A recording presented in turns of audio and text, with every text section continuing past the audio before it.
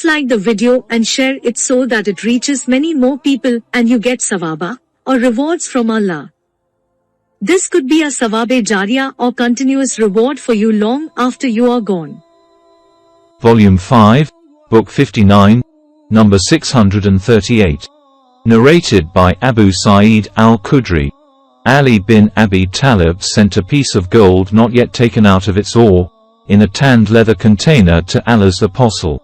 Allah's apostle distributed that amongst 4 persons: Uyayna bin Badr, Aqra bin Habas, Zaid al-Qail, and the 4th was either Alqama or Amir bin at-Tufail. On that, one of his companions said, "We are more deserving of this gold than these persons." When that news reached the Prophet, he said, "Don't you trust me, though I am the truth-worthy man of the one in the heavens, and I receive the news of heaven, i.e. divine inspiration, both in the morning and in the evening." There got up a man with sunken eyes, raised cheekbones, raised forehead, a thick beard, a shaven head, and a waist sheet that was tucked up, and he said, "O Allah's apostle, be afraid of Allah." The Prophet said, "Woe to you! Am I not of all the people of the earth the most entitled to fear Allah?" Then that man went away. Khalid bin al-Wad said, "O Allah's apostle, shall I chop his neck off?" The Prophet said, "No, for he may offer prayers." Khalid said, "Numerous are those who offer prayers and say by their tongues, i.e. mouths, what is not in their hearts." Allah's apostle said, "I have not been ordered, by Allah, to search the hearts of the people or cut open their bellies." Then the Prophet looked at him, i.e. that man, while the latter was going away, and said, "From the offspring of this man there will come out people who will recite the Quran continuously and elegantly, but it will not exceed their throats. They will neither understand it nor act upon it. They would go out of the religion, i.e. Islam, as an arrow goes through a game's body." I think he also said, "If I should be present at their time I would kill them as the nations of Thamud were killed." Volume 5, Book 59, number 639. Narrated by Arta. Jabir said, "The Prophet ordered Ali to keep the state of Iram."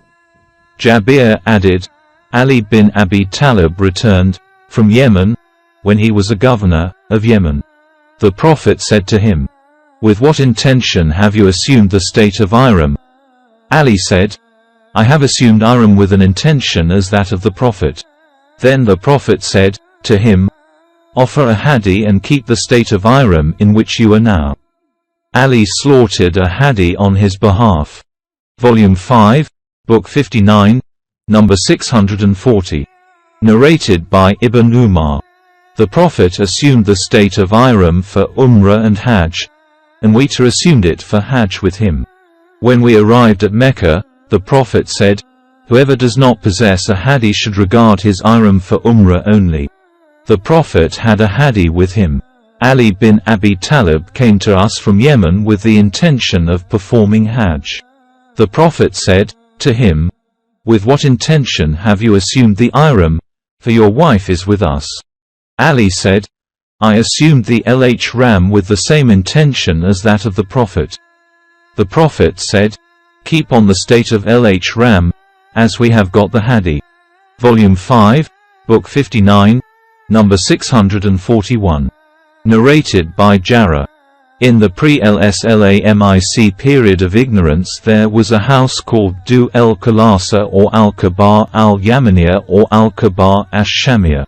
The Prophet said to me, 'Won't you relieve me from Du el-Khalasa?' So I set out with 150 riders, and we dismantled it and killed whoever was present there. Then I came to the Prophet and informed him, and he invoked good upon us and Al-Amar's tribe. Volume 5, Book 59, number 642. Narrated by K. Jarrah said to me, the Prophet said to me, "Won't you relieve me from Du el-Khalasa?"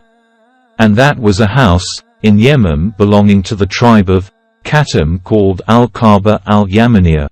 I proceeded with 150 cavalry from Amar's tribe, who were horse riders.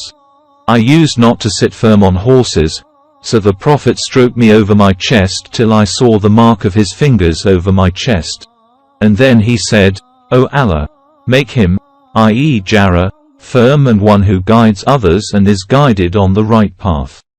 So Jarrah proceeded to it, dismantled and burnt it, and then sent a messenger to Allah's apostle. The messenger of Jarrah said to the Prophet, By him who sent you with the truth, I did not leave that place till it was like a scabby camel. The Prophet blessed the horses of armors and their men 5 times. Volume 5, Book 59, number 643.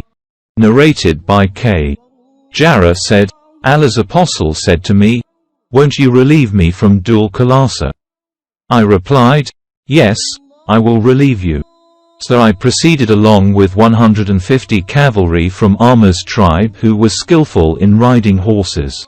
I used not to sit firm over horses, so I informed the Prophet of that, and he stroked my chest with his hand till I saw the marks of his hand over my chest, and he said, O Allah, make him firm and one who guides others and is guided on the right path. Since then I have never fallen from a horse. Dhul al-Khalasa was a house in Yemen belonging to the tribe of Khatam and Bajila. And in it there were idols which were worshipped, and it was called Al-Kaaba. Jarrah went there, burnt it with fire and dismantled it. When Jarrah reached Yemen, there was a man who used to foretell and give good omens by casting arrows of divination.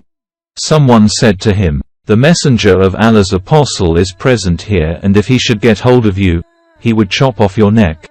One day while he was using them, i.e. arrows of divination, Jarrah stopped there and said to him, Break them, i.e. the arrows, and testify that none has the right to be worshipped except Allah, or else I will chop off your neck. So the man broke those arrows and testified that none has the right to be worshipped except Allah. Then Jarrah sent a man called Abu Artata from the tribe of Amrs to the Prophet, to convey the good news of destroying Dhul al-Khalasa. So when the messenger reached the Prophet, he said, O Allah's apostle, by him who sent you with the truth, I did not leave it till it was like a scabby camel. Then the Prophet blessed the horses of Amrs and their men 5 times. Volume 5, Book 59, number 644. Narrated by Abu Uthman. Allah's apostle sent Amr bin al-As as the commander of the troops of Dart as-Salisil. Amr bin al-As said, On my return, I came to the Prophet and said, Which people do you love most? He replied, Aisha. I said, From amongst the men. He replied, Her father, Abu Bakr. I said, Whom do you love next?